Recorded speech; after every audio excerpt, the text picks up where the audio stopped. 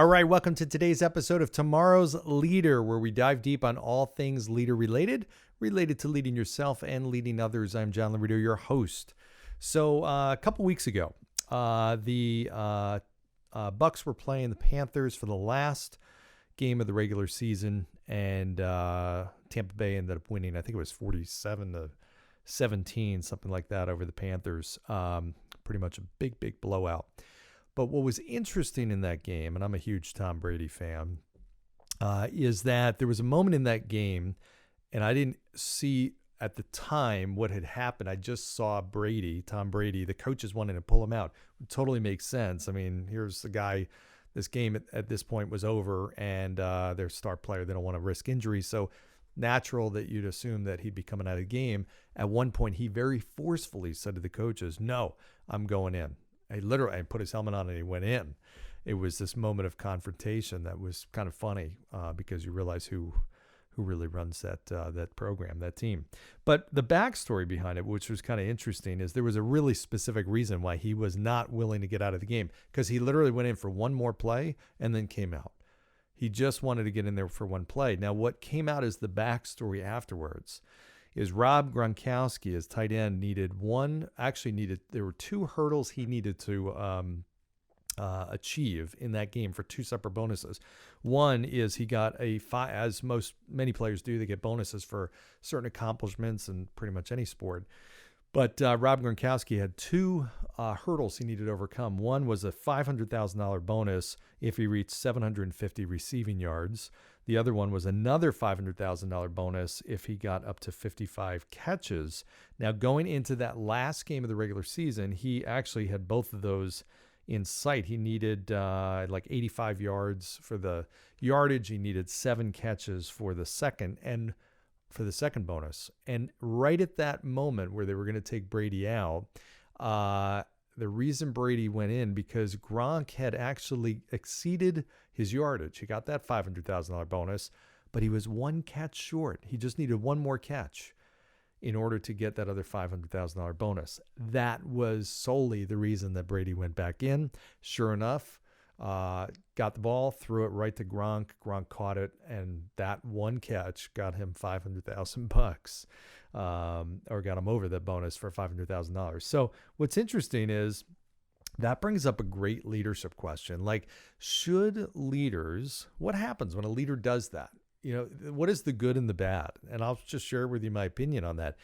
Overall, I think it was a great move. I think as a leader, helping one of your star players, somebody who's contributed so much to the team, you help that person achieve a goal and a victory and a bonus, whatever the case that may be, is a great thing. Now, had some other quarterback been in there, maybe he wouldn't have been motivated to make the play to Gronk and help him for that reason. Obviously, if that was not the right move and it wasn't for the benefit of the team, so if Brady was really risking something, let's say the game was really close, and Gronk was not in a good position and there's a potential interception or something like that, that would not be a good move, because that would be putting Gronk's bonus ahead of the team's success. That would not be good leadership. Okay. In this case, there was neither of that. The team was well ahead. I think there was middle of third quarter, if I'm not mistaken, maybe beginning of the fourth quarter. I think it was beginning of the fourth quarter. Team was well ahead. There was no risk. Gronk was wide open. I mean, it wasn't even like it was hard. And it was an easy, like, I don't know what it was, a 10-yard pass or something. So it wasn't anything of those circumstances. So did Brady do the right thing? Absolutely. Because what happens with the rest of the team? Now, you got both sides of it. Some people say, well, then that's favoritism, right? The leader is helping one person. Is he going to do the same thing with all his other players? I'd have to say a guy like that might. He probably would, again, with the same parameters. Hey, as long as it's not going to hurt the team, and as long as it's not jeopardizing the win, or it's not going to jeopardize the play, then yeah, he's probably going to do that. But the other part of it might be, does it matter if it's a person who's contributed a lot versus somebody who may not have? And in that case, yeah, I do think it does, because what you're doing as a leader is setting a tone and expectations and standards. So would I go out of my way more for somebody who's a top producer or a top contributor than somebody who is not? Yes, I would, because I think that's important. That's differentiation. You treat everybody fairly, but not equally. In my opinion, that's a great way to run an organization. Everybody has an opportunity to play as hard as they want, contribute as much as they want, and you need to reward the people that are going above and beyond. So when you have a star player or a top person, these are the types of things that you do. I think in general, leaders that are focused on their people's goals and their bonuses and their personal goals is a leader that is truly in it to help their people win. It's not about them. They know that naturally if they help their people win, then that leader is going to win. That's a true, authentic leader. That's a servant leader. In that case, Brady is being a servant leader. Now, he's ultimately making the call. Hey, I'm staying in the game. I don't care. You're not taking me out. I'm going to control this, and I'm going to make sure Gronk gets his pass. And he did. And that was a great accomplishment, and everybody really won in that situation. Maybe not the team, because they had to shell out some more money, and they didn't need to necessarily to win that game. But in reality, yeah, they win, because overall they've had a guy who's contributed hugely to the team, and overall are now in good standing moving into the playoffs. We'll see. We'll see what happens with the team. But overall, as a leader, this is an incredibly important thing a leader can do. Look for opportunities where you can help your people accomplish a goal. If you can give them a little nudge, and I'm not saying you don't help them cut corners, no, because that sets the wrong tone, the wrong example. You don't help them manipulate a system or anything like that, no. You don't give them a handout, no. That wasn't a handout. That was, listen, Gronk had to be open. Gronk had to catch the ball. Gronk had to be good enough to be on the playing field to begin with. Gronk had to get the contract that he got. He's the one that did all the work.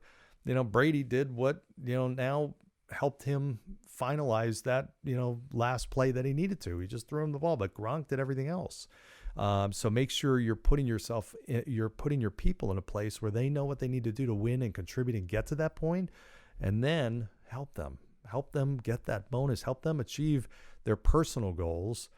And when you do that and you take an interest in that, just knowing your people's personal goals and business goals is absolutely critical. You'd be surprised how many leaders have no idea. They don't ask. They never ask the question, hey, 3 years from now, things are going great for you, both personally and professionally. What's happened? That's a great question to ask. Super powerful. And then remember it, write it down, record it, whatever you got to do, and follow up on that every few months, whatever. Hey, how's that going? I know you want to get that lake house. How's that going? What can I do to help? I mean, what needs to happen here in work for you to feel comfortable that you can do that? What things can we work on that can pave the way to have that even happen sooner?